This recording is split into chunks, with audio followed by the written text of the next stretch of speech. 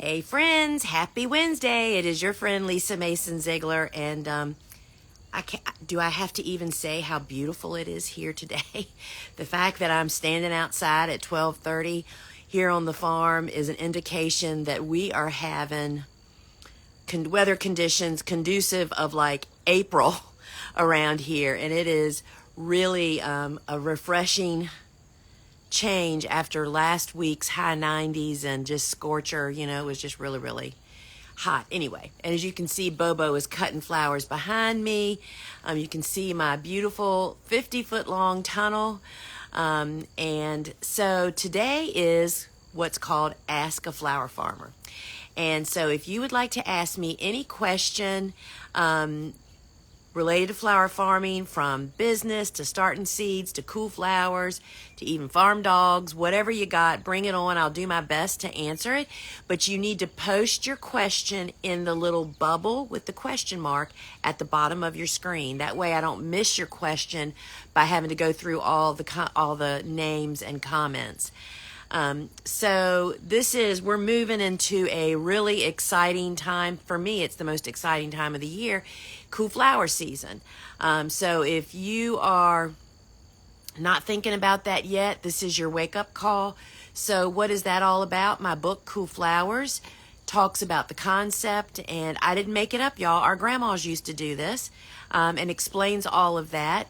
And if you want to know who are the cool season hardy annuals that make great cut flowers, you can go to our website or our phone app, whichever. On our phone app, you get free shipping on seeds. So that's a great place to get all your cool flowers. And so our phone app would find in your phone app store under Gardener's Workshop. Just download it. It's free. Shop. Or you can always find them over on our website.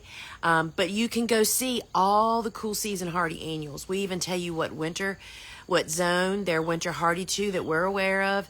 And if something is winter hardy in your winter hardiness zone, friends, you definitely should be fall planting that. So you need to kind of like jump on that immediately.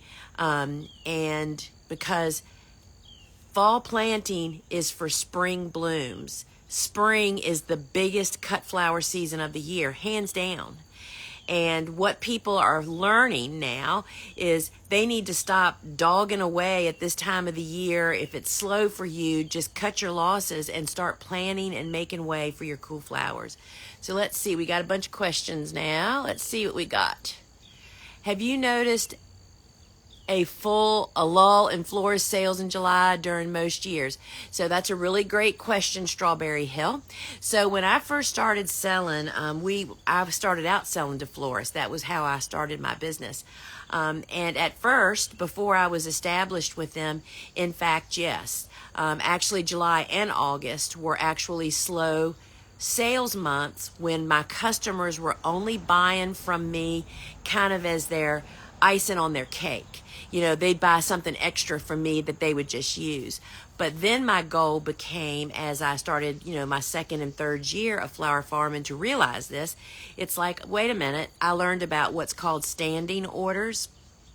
Those are orders that florists just have wholesalers send them every week, and they use those flowers for their day-to-day work, whether that's funerals, I'm sorry bouquets, anniversary, thank you, that kind of stuff. I never ever focused on events and event colors. I never grew blush, I don't want to see a swatch. We never got involved in all that. For me, the big problem was if you are focusing on events or growing a lot of those colors, which those colors are not typically what florists use day to day in their day-to-day business. When there's no events, then you're stuck with a bunch of flowers, right? So I then realigned my business for selling to florists, having standing orders.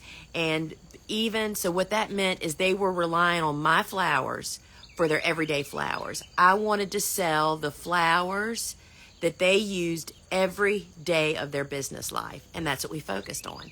So in fact, our orders didn't wane in July and August. I'm sure the wholesaler did, because they were buying as much as they could from me. It came in their standing order because our flowers last longer, right? And all of that stuff. So That would be like a goal. If florists, because I mean, even when the florist gets slow, even the supermarket sales get slow, farmers markets, because everybody's on vacation.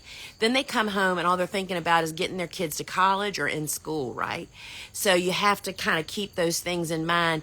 This July and August lull is in fact what a lot of people have led them. There's a whole new model that Jonathan and Megan Lease of Springforth Farm kind of initiated. Their course with us is the no-till micro-scale flower farm, where they only sell in spring, and they close their harvest operation down the end of May. Anyway, so there's lots of options. You can make your business what you want it to be, and cool flowers is a really big part of that, right? Which cool flowers do you treat as true perennials and not start seed for every year? Melanie, not really any of them. So I don't really grow perennials other than peonies. And if we grew dahlias actually can stay in the ground here, but we don't grow dahlias. Tuberoses, another one that can stay in the ground over winter here. Those are really the only two that we grow. We don't grow any perennials. And all the cool flowers that you see in my book or on my seed list on my websites or on my phone app, we start those every single year. It's a long story as to why you don't want to grow them as perennials, but no, we plant that yarrow every single fall because I want the colors, those special shrimp and pale yellow, what sets them apart, and they typically don't reseed themselves and come back year after year. So we don't grow any of them as perennials. Do you have plans for your 16-foot cedar bed? So, well, they've been kind of taken over for vegetable growing, mainly because so my husband, who has mobility issues, can actually get in there and mess with them. Right now they have tomatoes in one bed, and we just removed the cool flowers, which you guys have seen coming along, and they will be planted with a fall vegetable garden. So that was the intention. We used them for the book, just to get some really pretty pictures in front of the inn. And they would be great flower bed gardens, but we have a temporary use for them is that will be our vegetable garden, which I'm sure there'll be some flowers mixed in above them. Nana Joe, will you soon ship to Canada? You know, Nana Joe, we wished we could. It is so much more complicated than we ever thought, and so much more complicated than people thought, and it is astronomical. And, you know, people resent paying shipping when it's only $5.95 or $9.95 or whatever it is. The shipping costs are exorbitant, and then also there's just lots of packages that Canada won't let in after they get shipped, and that package is already yours, and it's just, we would love to ship to Canada, and y'all will be the first ones to know if we ever overcome that. But it's just more than our mighty little team can handle at this point in time. So I am so sorry. I understand completely. Oh, I just had a question and I hadn't answered it. Wait a minute. Here we go. So what are you growing on that 50-foot tunnel? So there's 3 things growing. There's actually 4 things growing over there. The first 15 feet is Love and a Puff. Next, there's actually cucumbers growing on one side of it. And then there's spinning gourds. Those are those little mini gourds that are just awesome tablescapes. And then we dry them, and they have good for crafts all winter. And that's in the middle. And then at the other end is hyacinth bean. And it's really pretty magical to go through there, I will tell you. I know you grow hydrangea macrophylla. When you cut the flowers, do they flower for you the next year? So, yes. She's asking about, so the big mop head hydrangeas that you see me grow, in fact, bloom on last year's wood, is what the question I think is related to. So that means that the stems this year, actually at this time of the year, at the end of the summer, they're starting to develop the buds for next year. And so when we harvest our blooms, and I cut deep, I mean, I typically almost cut entire stems. That's how we get return tall, straight stems, right? So there are enough stems, because we've cut that way for so long, there's many stems on those bushes that don't have blooms on them this year because they're budding for next year. I'm cutting the ones that actually have blooms on them. So yes, they flower year after year after year, and in fact flower more with longer, straighter stems because of the way that we actually cut them. Oh, I hit the wrong button.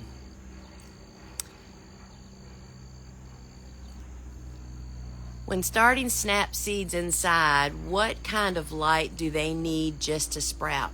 So when a seed packet says, or if you have instructions that say need light to sprout, what that really is also saying to you is that that seed, A, does not need to be covered with soil, but more importantly, they need oxygen.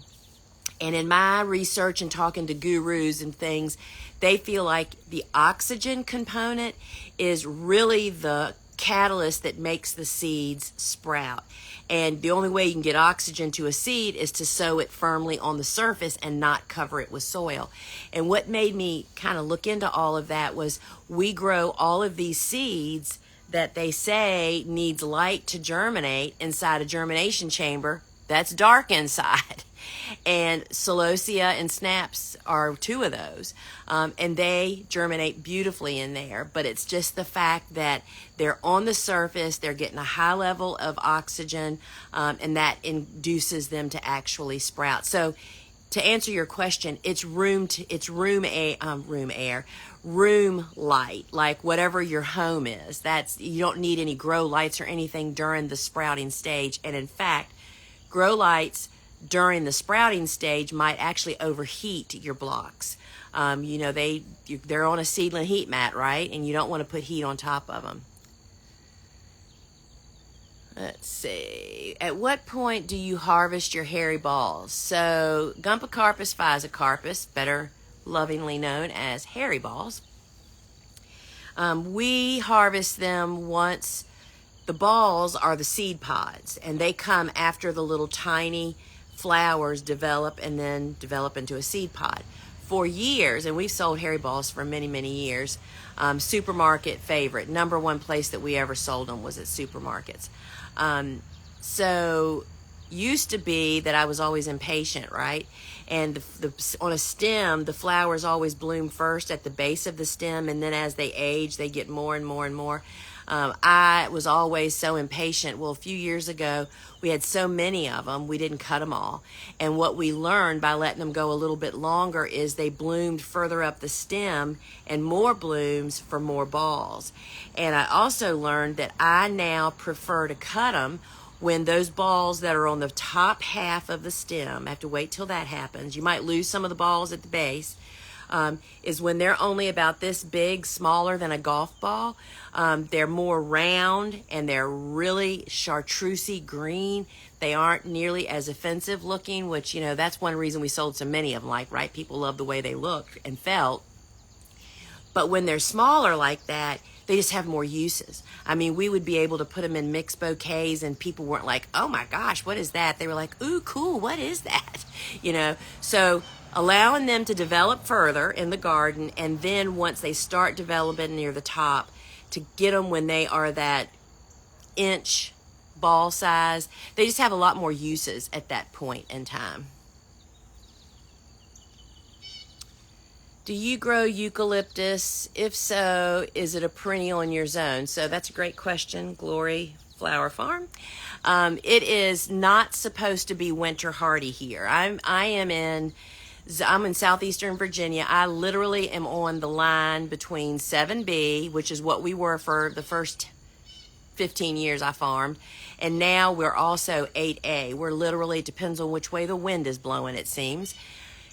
So eucalyptus should be a summer annual for us, or a warm season annual. But at Dave Dowling's urging, I'm actually going to move inside. The sun just came out and I am hot. At Dave Dowling's suggestion, I prepared it to winter it over. So we've done this several years, and it works just enough to keep me doing it every year. So at the end of the eucalyptus season, so if you are starting new with eucalyptus, we start the seed typically in January. It's a super slow grower, a lot like lisianthus. It sprouts fairly quickly, but it just takes it a long time to get a transplant this big. So I want them ready to go out in the garden the minute it's warm enough to put them out there. So we plant them, and we don't cut from them all summer long. It's that first fall following your planting when typically they have enough for you to cut from them. So in my effort to try to winter them over, we cut them down to 12 inches tall, and then we pile loose leaves on them as mulch. And then we use our wire hoops with a double lightweight row cover. And we don't do this, of course, until the temperatures start getting, once you get your first frost and it's starting to be cold outside, anything below freezing, and double cover them, tuck them in nice. And we've done that several years and saved them last year. So we have the two that I have growing right now that are second year plants, and they're taller than I am. That's the reason you want to do it. The second year with eucalyptus is amazing. I mean, you'll get more off of one plant than your whole planting from the year before. We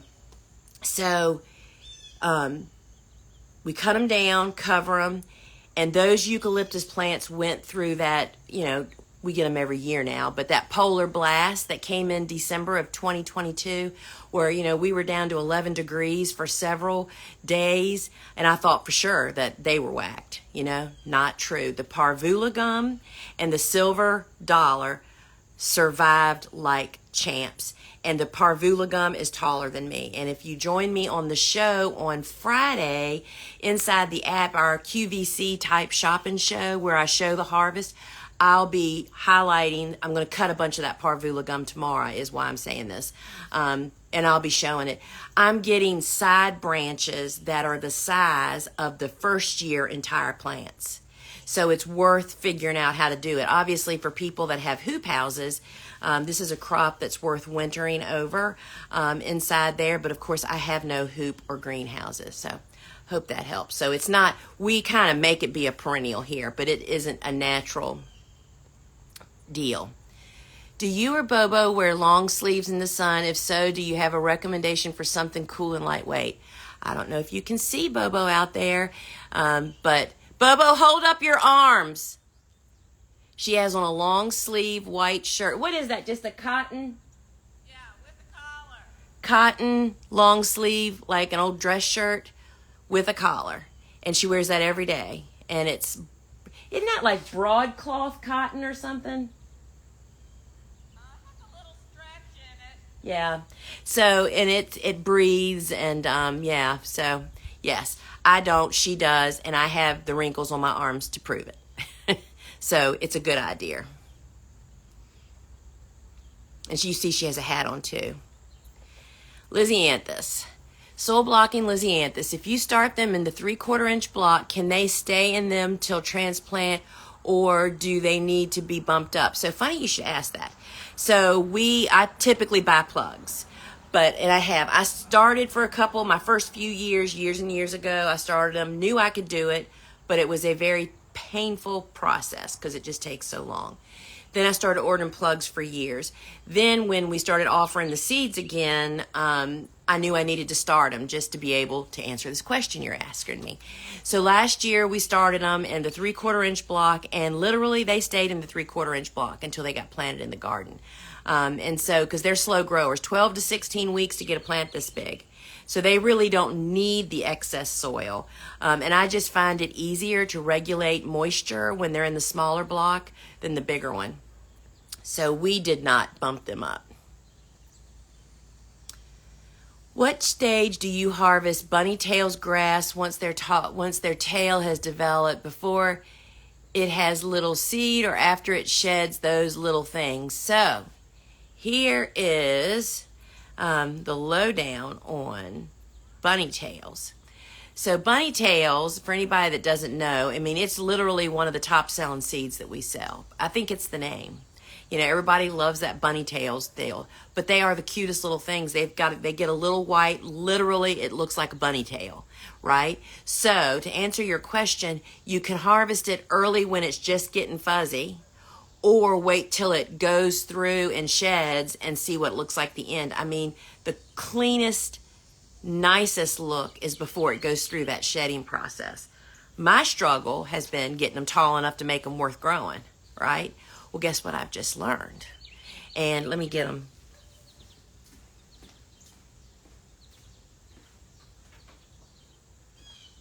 So, just so happens I was reading a conversation somebody was having on in one of our student private communities, and somebody was talking about that they were in zone 8B, and they said, oh yeah, I learned that bunny tails is actually a perennial in zones 8 and 9. And so she said my extension agent told me to plant it in the fall, like in November where she was. And she got an amazing length of stem the following season. So friends, we had started, this is bunny tails in soil blocks. So when I read that, we had already started these thinking that we were going to do another succession this summer, trying to get them taller. And it was late enough. When did Boba? I can't even read the date on these. So these were started late enough that I thought, you know what? We're not going to plant them. They are just going to grow on because they're going to be amazingly sturdy, nice transplants. You can see how tall they are. They're like over my, this is normally the size we would plant them. But I'm kind of like holding them until we can fall plant them. So we're doing a test here. I don't know if they're going to be winter hardy here for me, but I can promise you they will be planted in very early spring. Getting these guys in the ground during the very early spring window, which most everybody should be able to do that, is going to give you longer stems. What does longer stems come from? Longer stems come from being well established, right? And so we're going to see what happens. But if I can get a 20-inch stem on some of these, that'll be like the coup of the season. That'll be the find. So I'm looking forward to cutting them when they're fuzzy and looking like a little bunny tail, because that's what everybody is drawn to. So bunny tail, that's the bunny tail tip. So I'm again in 7B, 8A, and I'm going to fall plant them, and I'm going to provide them cover. I'm going to treat them kind of like I have a couple of other test cool flowers that we've been working on here. Giving them row cover, seeing if I can get them to survive winter. And then if they do, then next year we'll see how much do they survive. Can we, not treat them so nice and they still survive, right? So we'll see what happens with that.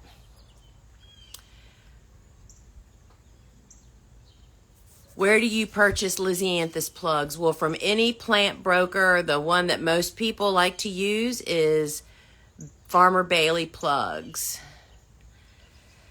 Do you plant any vining flowers in the fall, like your tunnel? No. So, we plant sweet peas, of course, in the fall. But I learned last year that tunnel is not the place for sweet peas for a couple of different reasons. One is, so as I just said, I'm in 7B, 8A. Sweet peas, which need excellent drainage, and they definitely benefit from a little bit of protection in the deep throes of winter. So we fall plant them so that we get these just enormous engulfing vines that are just production squared. They grow, and we are just mowing them down in July because we've cut so many of them. That comes because we plant them in the fall and they're ready to hit the ground running in spring.